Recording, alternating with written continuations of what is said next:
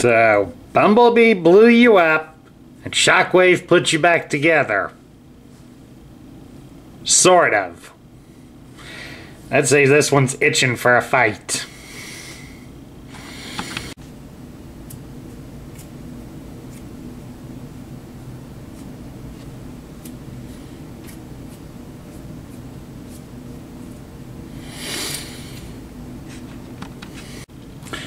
Hello everybody, Sparkster1701 here. We're taking another look at a Legacy Evolution figure. This is Shadow Striker. She comes from the Cyberverse cartoon series. And this is basically a modern interpretation of the character.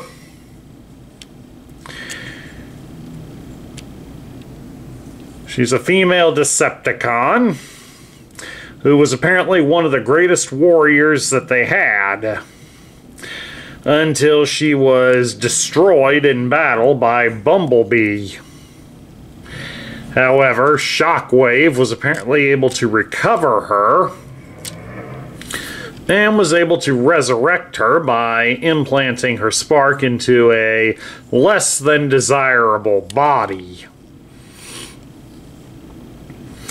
as that gives her one more grief in the world, since she primarily wants to get revenge on Bumblebee due to the fact that she blames him for putting her in this position in the first place.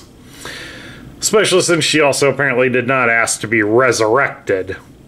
So why she doesn't want to kill Shockwave as well is probably beyond many of us, but in a lot of the continuities, Shockwave is one of the more powerful Decepticons, so that may be what keeps her from wanting to take vengeance on Shockwave. As if she fails, Shockwave would likely destroy her and then resurrect her again in an even worse shape. Shockwave's cruel like that.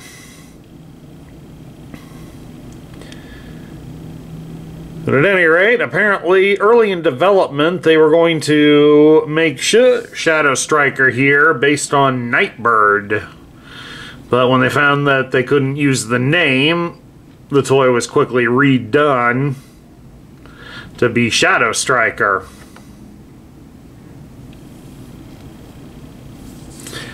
Interesting little bit of trivia on that.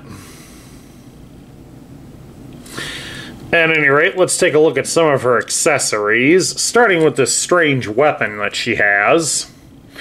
It's basically a combination of her gun and her back bumper. So we'll separate these pieces, and we'll start by looking at the back bumper.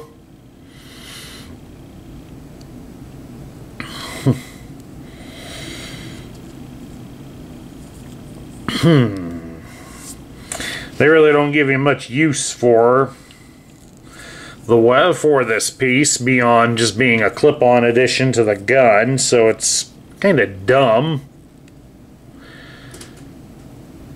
But, well, what else can we say about it? Next up, we'll take a look. If I quit dropping things. You don't need a snicker over there, Larry. Is her gun. The gun is done up in all black plastic, and it is shaped rather nicely. Although with the fact that it has a barrel sticking out here on this end, but also it's got the opening on this end, it kind of makes it hard to tell which way she's intended to hold it. Of course, the instructions do show that apparently she can hold it like this, like a club or something. And apparently you can also store it underneath one of the flaps on her backside. So there is a little hole here on these car doors, and that should match the post that's on the one side of the gun. So you can put it in there and then fold it down, and it will If you got it lined up just right, it will conceal the gun. It just leaves you wondering what she's supposed to do with that piece. But at least you know you got some options for display. And then last but not least is also the hood of the roof of the car. And as you can see, it does easily come into two pieces. We have this dual hinged piece here, which is what mounts it to her arm, and then there is, of course, the car top itself.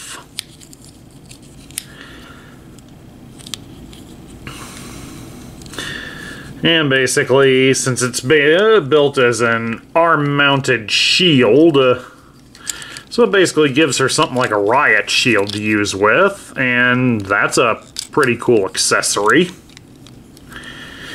Definitely is something that you don't see too often in a lot of battle toys, so... excuse me.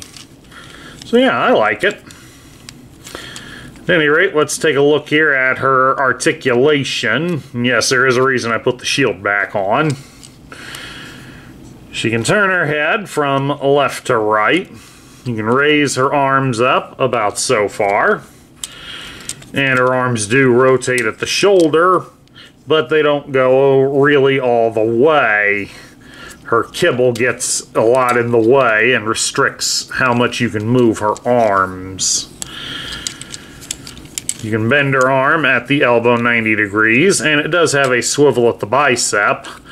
Unfortunately, the fact that her arms are positioned so far back on her, it does make it complicated to get her to really utilize the G.I. Joe battle grip. She can twist at her hips. Even better if you move the doors out of the way. She can really twist a bit, so she's got some dance moves going.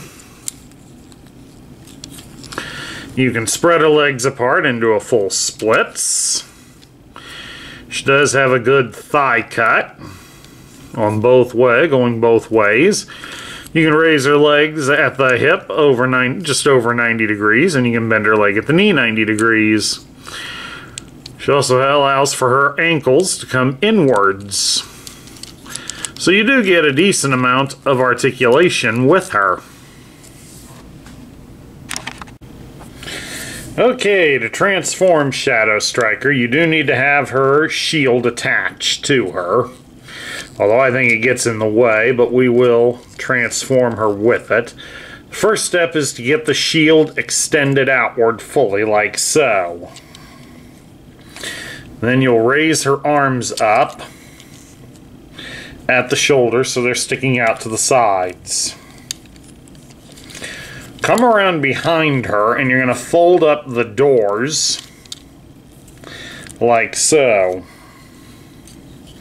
Then you'll grab this section of her back and you're going to fold it down at first, then stretch it out and fold it upwards. So you see it's extended out like that. Now, of course, once you've done that, you can come up here to where the wheels are. And they will fold out to the side, which will move the doors to the side and point her arms in front of her. So then we will turn her around. You'll open up her chest area and fold out sections of her back as well. So the stuff that was forming her back will come out here and it will form the front of her car. There's also a small plastic piece you have to reach inside and fold it out as well. There we go. A little tricky to maneuver it around the other two pieces, but it does work and go in. Now, of course, once you've done that, come around here to her ankles, and you're going to fold her feet up so her toes touch her ankles.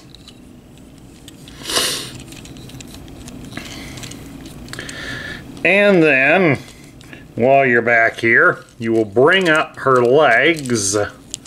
Bring them up and around all of her back kibble. So right there in her spine, there are a couple of protrusions sticking out, and they will attach into a spot on her inner thighs.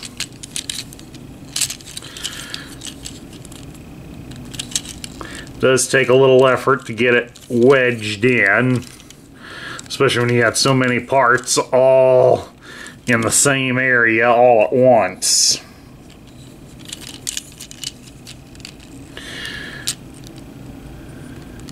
And of course, we need to stretch the body up because we had it in the wrong spot. But at any rate, once you've got her legs up there like that and properly connected, you'll see that up here on the top of the car part there is a couple of more protrusions sticking out, and they will line up with some holes that are right here underneath the circular ones on her feet. So get them in, and that should keep her in her car mode. Just like a bit. There we go, we got everything connected properly. Now once all those are connected, we'll come around here to wedge the front end in and make sure that it lines up with these front wheels so that it gets the connection in. There we go. That got it. Heard it snap there. And we can get the other one too. There we go. Perfect. Once all that's done, we'll straighten her out here in the back to make sure she's all straightened up. You'll fold the doors into the side, and they should clip in right there next to the fender. And this should hold her together. Now, once all that's done, you can fold her arms down to go inside of the car. Yeah, shield popped apart, so get the shield reattached to its connector, and then we just fold it down and into position and snap it in place. And then now to complete the look, we get the back bumper piece, and we are going to attach it. There's a big hole here, and it will match the plug on the back bumper, so it will line up just right and nice. And then of course you attach the gun as an optional accessory to the roof of the car. And there you have it. Shadow Striker is in her alternate mode as a made-up sports car. How well does she roll here on these tables? Rolls pretty good. Kick her back here, Larry. Thank you, Larry. Dino penguins are not natural soccer players. Alright, so getting back to Shadow Striker. What do I think of her? I find the character to be an interesting one. One being modified beyond what she really would have wanted. And of course being bent on revenge. So it does make her something of an interesting character and not your typical run-of-the-mill Decepticon. The toy itself, well, it's not bad. The transformation on her takes a little getting used to. But it isn't totally horrendous. It is still pretty good, and when you do get her all together, she does hold up pretty well for a little bit of rough play. If there's anything I really got a gripe with is the ease that the shield comes apart. I mean, yeah, it's good that they've made the toy so that they easily snap back together, but there's only going to be a set amount of times that you can do that, and then it won't work again. So, definitely do be careful with that, because it will eventually give out on you permanently. But other than that, it's a really nice toy. But all in all, I do kind of like it. Anyway, that's my review of the Legacy Evolution version of Shadow Striker. I hope you all enjoyed it. And please do remember that if you love the content that we feature on this channel, I would appreciate a like, a share, a comment, and even a subscription. This is Sparkster1701 saying I will catch you all later.